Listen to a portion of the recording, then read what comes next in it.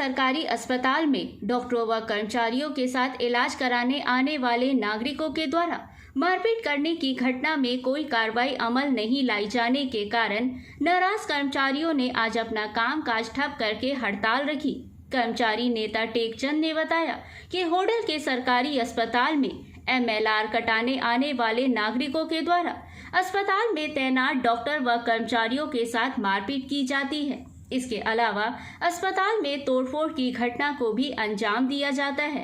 लगातार हो रही इन घटनाओं के बारे में पुलिस प्रशासन को भी सूचित किया गया है, लेकिन अभी तक पुलिस प्रशासन द्वारा किसी भी मामले में कोई कार्रवाई अमल में नहीं लाई गई है। टेकचंद ने बताया कि 26 सितंबर को अस्पताल में MLR कटाने गए नागरिकों के द्वारा तोड़फोड़ की गई थी और अस्पताल में तैनात कर्मचारी महेंद्र के साथ मारपीट करके उसको घायल कर दिया गया था, जिसकी सूचना होडल पुलिस को देने के बाद भी अभी तक पुलिस के द्वारा इस मामले में कोई गिरफ्तारी नहीं की गई है। इसी से नाराज होकर आज होडल के अस्पताल के कर्मचारियों ने अपना कामकाज स्थापित करके अस्पताल के गेट पर हड़ताल रखकर प्रदर्शन किया है। उन्होंने कहा कि होडल के सरकारी अस्पताल में एक पुलिस चौकी खोल करके अस्पताल के डॉक्टर व कर्मचारियों को पुलिस प्रशासन द्वारा सुरक्षा प्रदान की जानी चाहिए, ताकि वे अपनी ड्यूटी को सुरक्षित रह करके अंजाम दे सके। होडल थाना प्रभारी द्वारा आज होडल के सरकारी अस्पताल में आकर के कर्मचारियों को आश्वासन दिया गया कि शीघ्र इस घटना को अंजाम देने वाले आरोपियों को पकड़ लिया जाएगा। थाना प्रभारी के द्वारा दिए गए आश्वासन के बाद कर्मचारियों ने अपनी हड़ताल को समाप्त करते हुए कहा कि अगर 26 सितंबर तक घटना के आरोपियों को जल्द ही नहीं पकड़ा गया तो कर्मचारी अनिश्चितकालीन हड़ताल करने को विवश होंगे। नाम है जी आपका?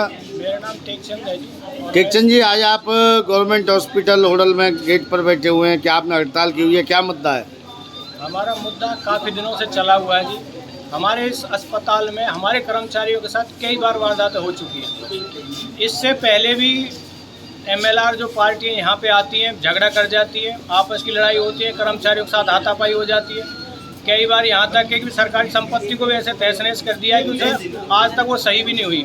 अभी करंट में 26 सितंबर की रात को एक गन शॉट का जो केस आया था, उसमें डॉक्टर ने उस केस को असिस्ट करने के लिए अपने कर्मचारी को बुलाया। कर्मचारी जैसे ही वो ऊपर वार्ड में था तो नीचे आते ही जो पार्टी वहाँ पे थी, जो MLR कटा रही थी, उनके साथ जो सगे संबंधी थे, उन्होंने हमारे कर्मचारी को देखते ही और उनके साथ अभद्र व्यवहार, गाली गलौज देना। क्या नाम था कर्मचारी का, क्या नाम है? महेंद्र कुमार जी। तो क्या हुआ उसके साथ? उनके साथ काफ़ी चोटें आई हैं, मुंह पे भी सूजन है, पैर में भी है जी, गुम चोटें भी काफ़ी हैं और उनके MLR कटाई है, एक्सरा वगैरह कराएं, CT स्कैन, उनमें भी काफ़ी गंभीर चोट आई है। तो आप क्या कहना चाहते हैं कि किस लिए आप बैठे हुए हैं? हम चाहते हैं जी ऐसे लोगों के खिलाफ सख्त कार्रवाई की जाए। सरकार का मैसेज हर ऐसे उपद्रवियों के, अपराधियों के पास जाना चाहिए कि भविष्य में कोई इस प्रकार की घटना ऐसे सरकारी संस्थानों में सरकारी कर्मचारी के साथ ना हो। तो आप क्या चाहते हैं, यहाँ पे क्या सुरक्षा उपलब्ध करवाई जाए आपको? इसके लिए हमने SP महोदय पलवल को भी हमारी संस्था के अधिकारियों ने लिखा है, चौकी के कई बार लिख चुके हैं, किंतु अभी तक उस मांग पर कोई कार्रवाई नहीं हुई। हम चाहते हैं कि इस चौकी की व्यवस्था यहाँ पे की जाए जल्द से जल्द, ताकि इन घटनाओं को रोका जा सके। तो अगर आपके यहाँ पे कार्रवाई नहीं होती है तो आप कब तक हड़ताल पर बैठेंगे? जब तक कार्रवाई नहीं है तब तक हड़ताल पर रहेंगे। आपने अनिश्चितकालीन हड़ताल जारी की हुई है? जहाँ जब तक कार्रवाई नहीं है या कार्रवाई का कोई ठोस आश्वासन नहीं है जी। अभी तक कोई अधिकारी आपको आश्वासन देने के लिए आया क्या? अभी हमारे पास SHO होडल से आए हैं, उन्होंने आश्वासन दिया है, तो जो भी उनकी रिक्वायरमेंट है हम उनके लिए कोऑपरेट कर रहे हैं और हम भी उनसे उम्मीद करते हैं कि वो भी सख्त कार्रवाई करें उन दोषियों के खिलाफ और हमारा सहायता करें। उनके आने के बाद क्या आपकी हड़ताल जारी रहेगी? अभी अधिकारियों और हमारे जो पुलिस प्रशासन के द्वारा हमें आश्वासन दिया गया है जल्दी से जल्दी कार्रवाई का।